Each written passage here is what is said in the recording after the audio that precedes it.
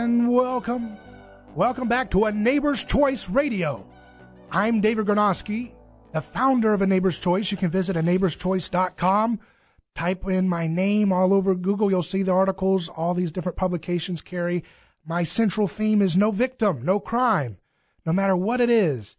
If you haven't committed a violent act, you should be left alone. And today I'm joined with my friend Amy Povah. She is the founder of the Can Do Foundation, which is dedicated to clemency. They were one of the behind-the-scene heroes rallying public attention and White House attention for Alice Marie Johnson, who you saw she was part in that beautiful scene where she was able to run. She looked both ways before she ran across the street, but when she was free, she ran to her family, and that was such a beautiful thing. President Trump was really touched by that story, and I'm so glad Amy was able to help her and many others like her, because there's so many people out there who are in the belly of the prison system, and they really are beautiful people, wonderful stories, and they need to be with their children. There's nothing like a mother's love or a father's love for a child, and they need to have that. We have a precious time on this earth. It goes by like that. It just goes so quick on this beautiful planet, and we deserve the right to be able to have our time with our families the way God intended. So if you want to be a part of the discussion here with Amy, it's 407-916-5400.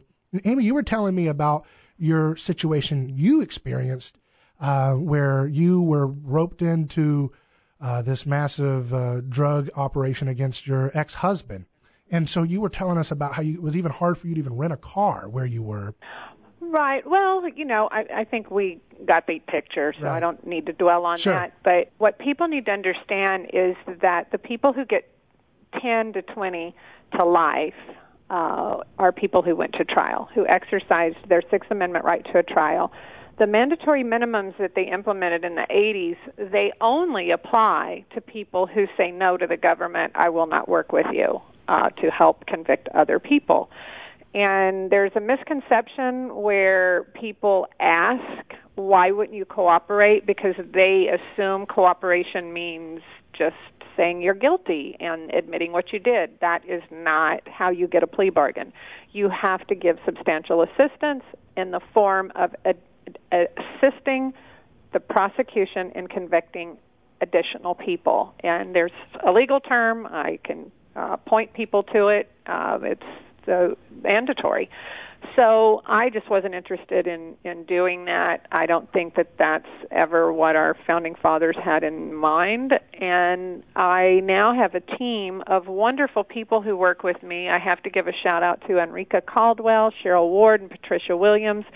Everybody that works with Can Do are impacted people. They're either formerly incarcerated or they're a family member of somebody who's in prison. And we started the Guardian Angel program to assign people to someone in prison because we now have so many people reaching out to us who need help and so many people on our website. I can't continue to do the one-on-one with everybody the way I used to. So we're growing, and we feel blessed and honored that Alice Marie Johnson received clemency. She should have gotten it under President Obama, but many wonderful, some of the best cases were passed over by that administration because they let the Department of Justice make the final decision as to which cases would go to the White House.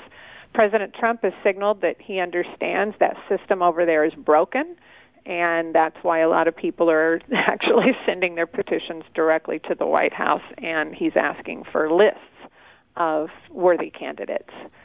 And that's how it's fascinating how, he feels like he's getting a raw deal where he sees people being intruded in every which way with the DOJ. And so that has been kind of a blessing in disguise for the public because it's awakened the most powerful executive in the government today to the need to really look at these cases of nonviolent people seriously without relying on the Department of Justice to handle all of this.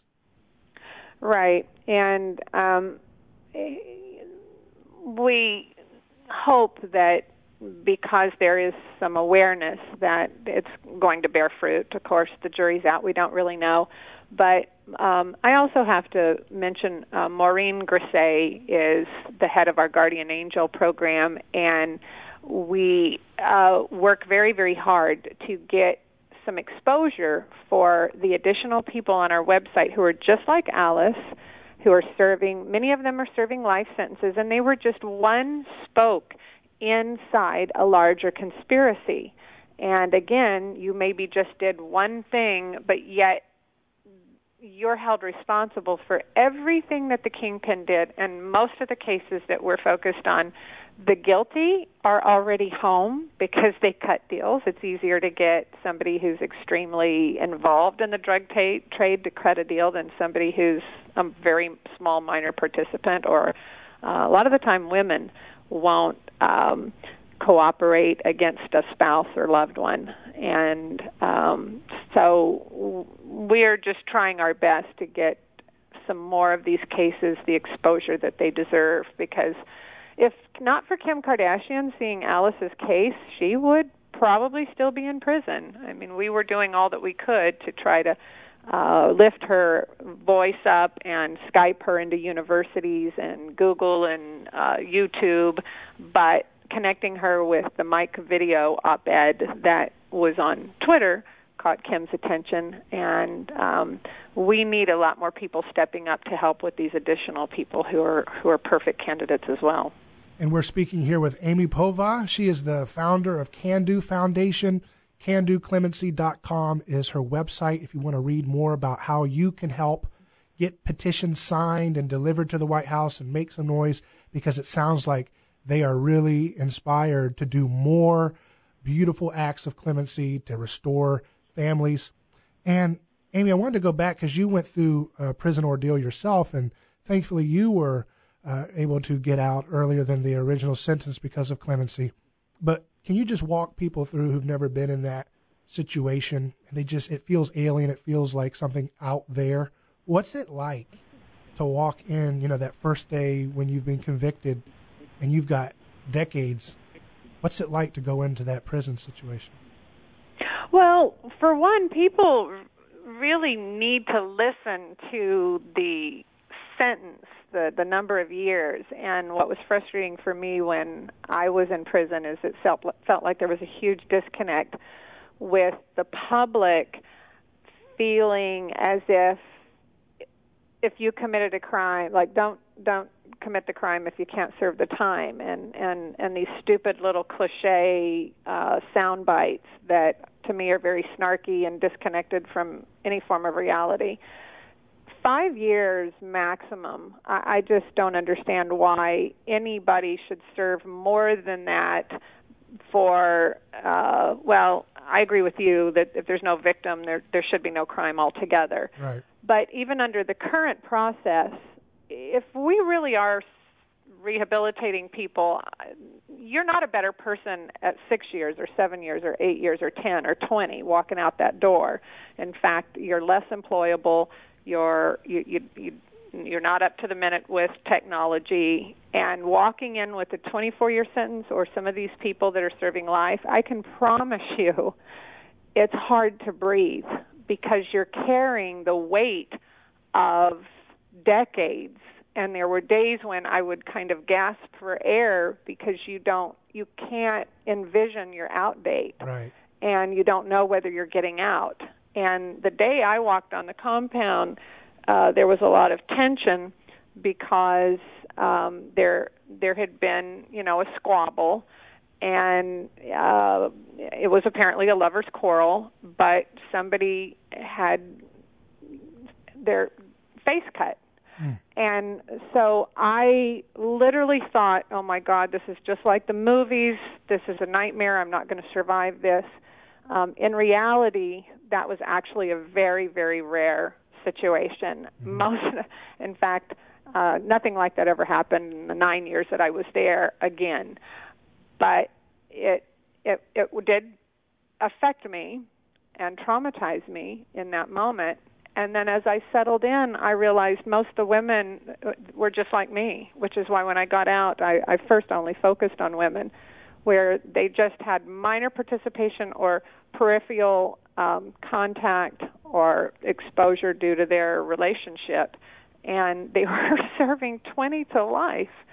We don't arrest the wife of a murder or the wife of other types of crimes and throw them in prison. But yet in these drug crimes, they sweep up not only mothers but sometimes grandmothers and quite a few relatives or siblings just because of your, peripheral involvement. Right, but you're in this situation, and a lot of times I think there's a big case for PTSD. I think it happens in prison, going through that trauma. I know my friends who are have worked in correction officer positions have told me about how nonviolent people, they can't be completely separated from violence, and so they have to be put in this law of the jungle situation. I know there are some low-security ones that are not as bad, but just the whole principle of it all is just rotten to the core, and it's time for humans to really look at their neighbor and love them as they love themselves. Would you do that to your neighbor? Would you do that to a family member? No, you wouldn't. And here we have flesh and blood people like Alice Johnson, just to see her joy. It captured everything for thousands and thousands of people, just like Alice, who they just want to see sunshine. They just want to be with their family. And, we used to have an alcohol prohibition, and it killed thousands and thousands of people, and it wrecked people's lives. It left women without their husbands, and it left, people separated from their children, which caused more violence and more. I mean, when they ended the drug prohibition back in the 1930s, what happened was the homicide rate plunged down. It plunged massively. So we saw that it didn't work then, but somehow we think, if there's all these other things, we can just keep trying the same insane idea like using violence. But Amy, you persevered and you stood your ground, and now you were able to get your own cellmate out, right? Yeah, she received clemency at the end of Clinton's term. I wrote her petition while we were roommates, and then I did my best to advocate for her when I got out, and she got out on his last day. But, I want people to understand that there are people in prison who are serving life sentences for marijuana. And we also have some women, Crystal Munoz and Diana Marquez. Diana serving 30 years for pot, first offense. And Crystal is serving 20 years. But we also have, there's just so many women. LaShonda Hall and Nancy Furneaux is an elderly lady who has had a bout of cancer. She's got all kinds of illnesses. She's in her 60s. And we have them up on the website. Michelle West is a first-time offender in a drug conspiracy case, and she's already served 25 years. She has served a quarter of a century, and the whole case is built around a man that they gave the plea bargain to, who did murder somebody, and he never served a day for the murder, but he was given a deal that if he would testify against others, he would not have to serve a day. So the message there that I want your listeners to really understand is that the prosecution releases the bad guys back into society all day, every day. So people shouldn't get all wonky and nervous when they hear that some of us may go free or get clemency or have any concerns, because we're usually the low-hanging fruit, the least culpable, and most of us were in prison based solely on testimony, on the word of a co-conspirator that the prosecutor gave a deal to, who I promise you probably would not want to be your next-door neighbor, right, which is a tie-in to your show. But well, Amy, you're a hero. Keep doing what you're doing. I know we're going to change history. We're going to send these old drug war ideas into the ash heap of history, because we know that it doesn't work. In our hearts, in our souls, we know we wouldn't do that to our family members, and thank God there's people like you out there on the front lines, and you're going to have success. I think Trump is going to go down, President Trump is going to go down as one of the most historical presidents in this issue. I think many more after him will set even beyond that, hopefully, because we're going to set a chain reaction of good neighborly care, that we would not do something to somebody else that we wouldn't have done to us. So thank you, Amy, for what you're doing. And I look forward to seeing more wonderful stories on the front lines of our news because of what you were helping do. Go to CanDoClemency.com. That's CanDo Clemency. I'm David Gornoski. You're listening to A Neighbor's Choice on News Radio 102.5 WFLA. We'll see you in just a second.